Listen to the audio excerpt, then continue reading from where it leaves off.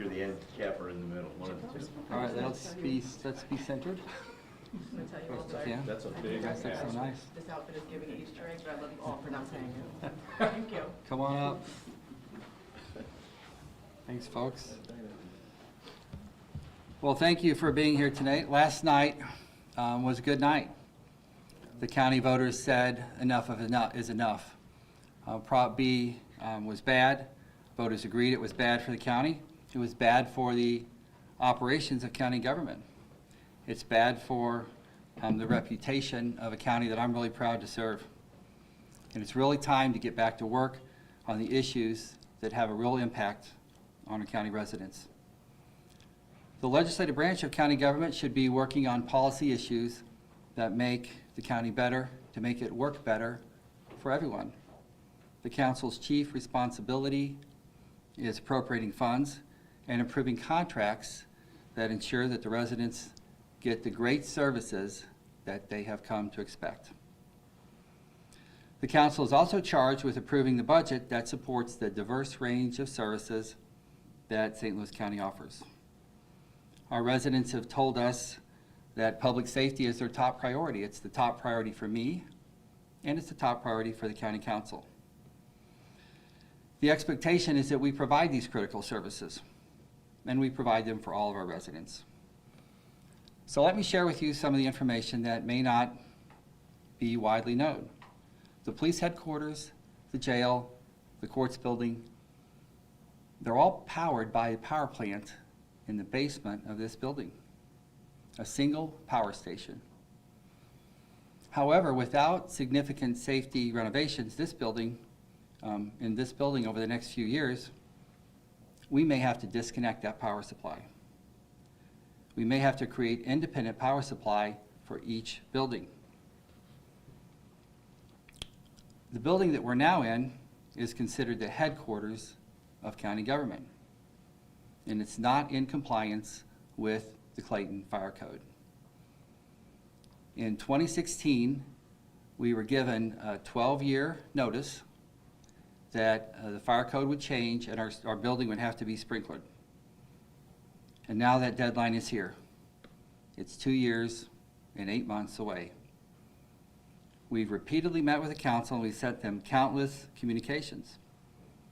And the council has approved millions of dollars to hire a consultant to provide options on what we could do with our headquarters and what we could do with a power supply to our public safety footprint in St. Louis County. Legislation in my office sent down in 2023 gives those recommendations from the consultant to the council. And unfortunately, it sat on their agenda untouched. And there are other bills that also would allow us to move forward with a plan for public safety and our critical services. There have been multiple communications, multiple hearings. The work that we would do to bring this building into compliance can't even be done by the end of 2027, when we have to stop conducting public business in this building. Yesterday, I met with the Clayton Fire Marshal and sent a subsequent letter outlining my concerns about the potential risks to public safety, to visitors to our county, and to the firefighters who might have to fight a fire in this building. We shouldn't be in this building now, and we certainly shouldn't be in the building if it's not safe. We both agree on that. But I want to understand, I need clarity around whether or not we could have access to the power plant in the basement of this building, or whether or not we can get access to the emergency communications antenna that is on the roof of this building. We need to understand that we can get power to the courthouse, to the jail, to the court system. The emergency communications antenna for the entire St. Louis region is on the roof of this building. We would need periodic access to that antenna to maintain its operations and to maintain it for emergency communications. At the end of the day, the work needed to bring this building into compliance with a fire suppression system, which includes installing sprinklers, removing asbestos that's encased throughout the building. The minimum cost for that is $100 million. And that's based on estimates that were given to us by our consultants. The consultants that were approved by the council.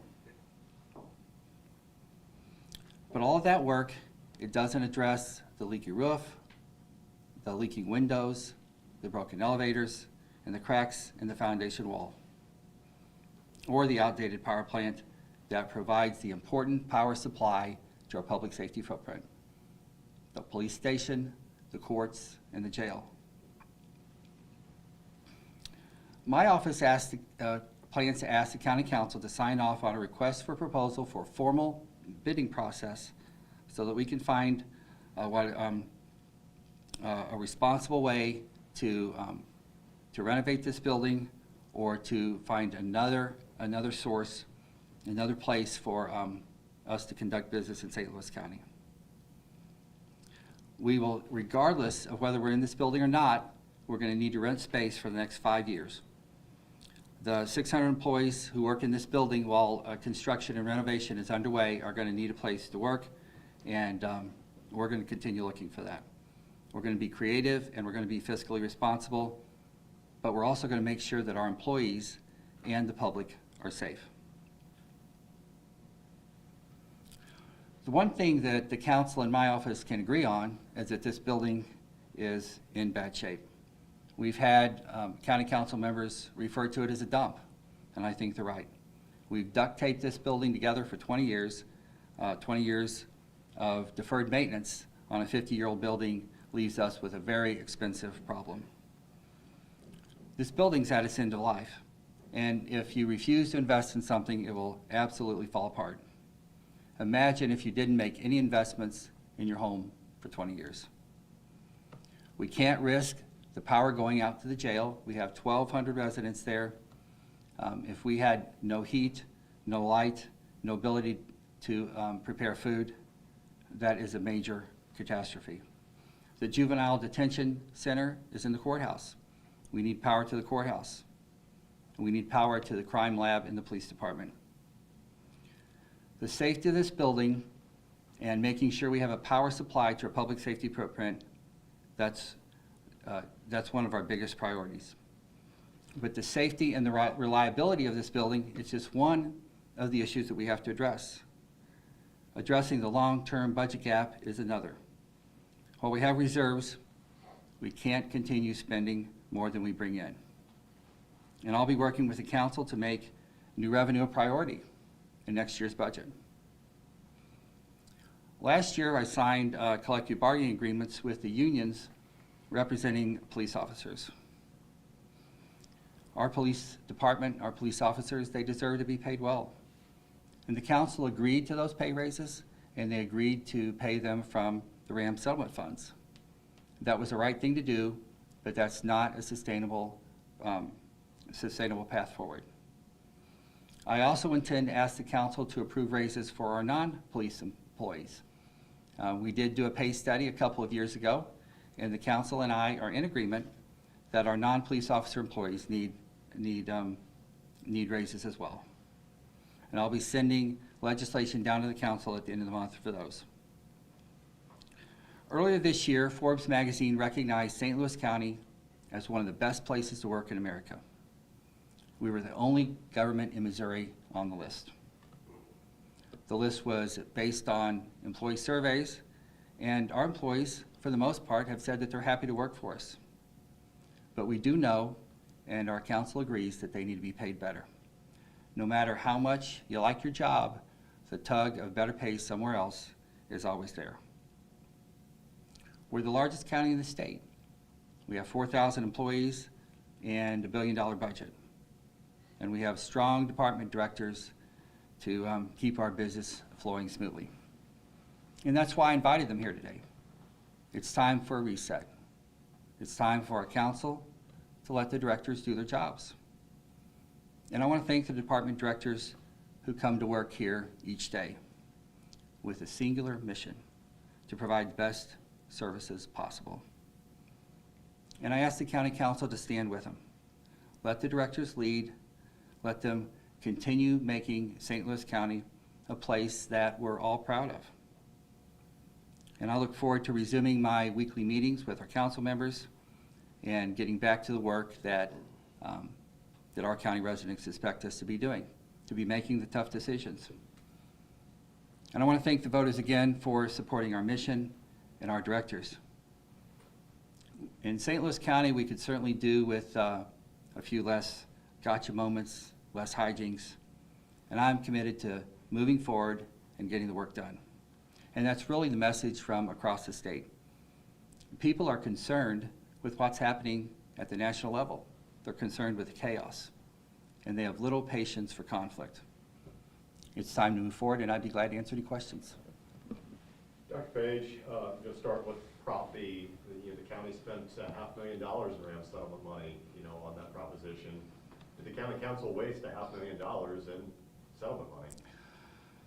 Well, I would have preferred not to have this battle over Proposition B for the past 2 months.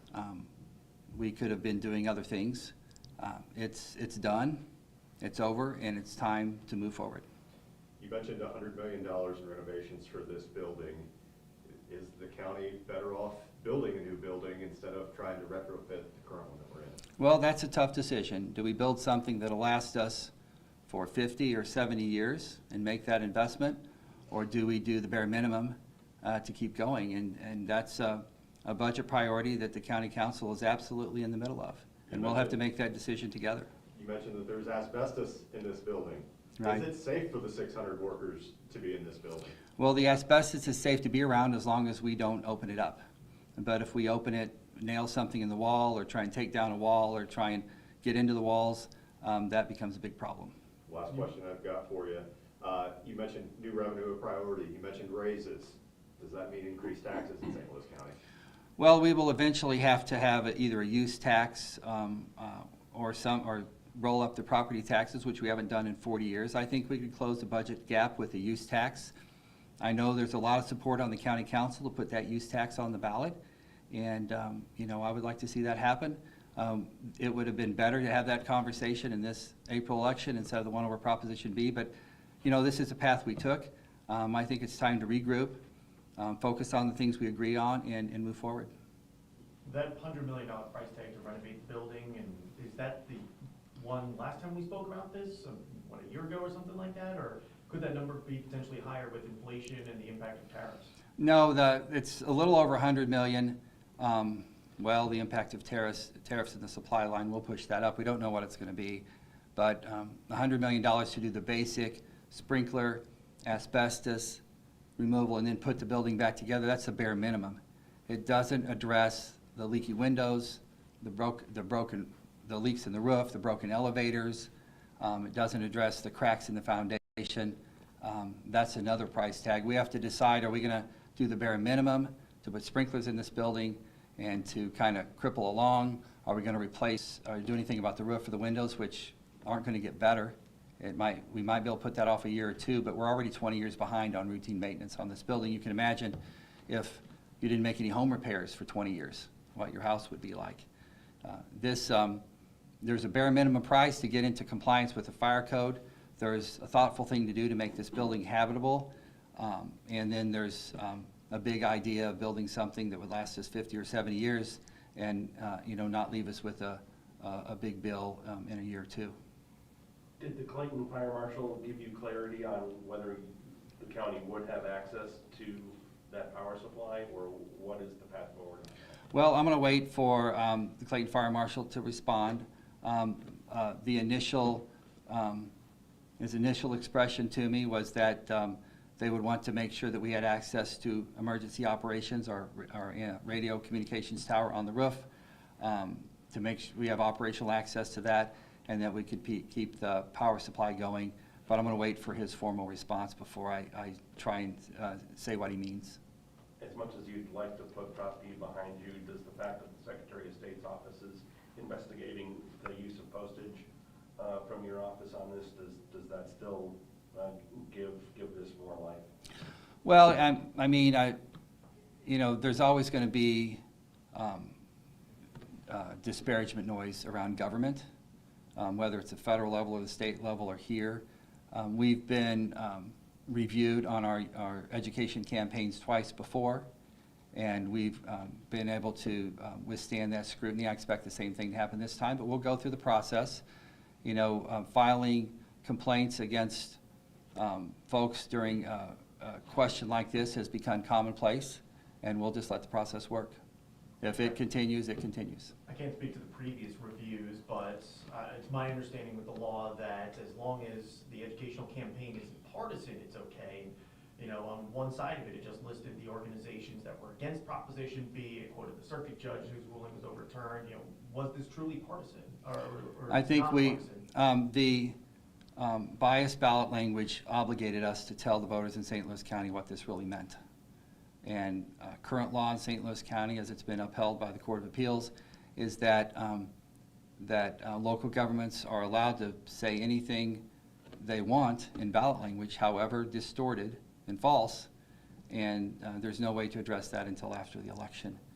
So we were obligated, it was our obligation as a government to tell the county voters how disruptive Proposition B would be to the services they receive. And we fulfilled that obligation in a way that I thought complied with the law and was straightforward and told the truth. What's your relationship with Mayor-elect Kara Spencer? Have you worked with her on initiatives? Have you spoken with her since she won yesterday? Yes, I spoke to her this morning and congratulated her and told her that we stand ready to work with her in the city of St. Louis. We want her to be successful. It's very important to the region that the city is successful, and we all need to get behind the new mayor and help her get to work in leading the city of St. Louis. You mentioned the upgrades here to the building have been years, in the works. What's been the biggest roadblock that we're now 2 years from this deadline and no work has been done? Well, it's a big decision, and it will be expensive, but the time has come to do something about this. We can't just let it, we just can't let it go anymore. There's a deadline on the fire code. We have to be out of this building. That's very real. We can't leave this for the next group of elected officials to deal with. We have to address this problem. And I think what's been the biggest barrier is it's just one of the biggest decisions that county government has made in decades. It's hard. And in America in 2025 and 2022, there's a lot of conflict in the air. It's hard to do big things and it's hard to do complex things. But we have this impending deadline. We have to be out of this building. We have to go somewhere else. We have to have a power supply for our police station, our courts, and our jail. We can't put this off any longer. Anything else? I have something.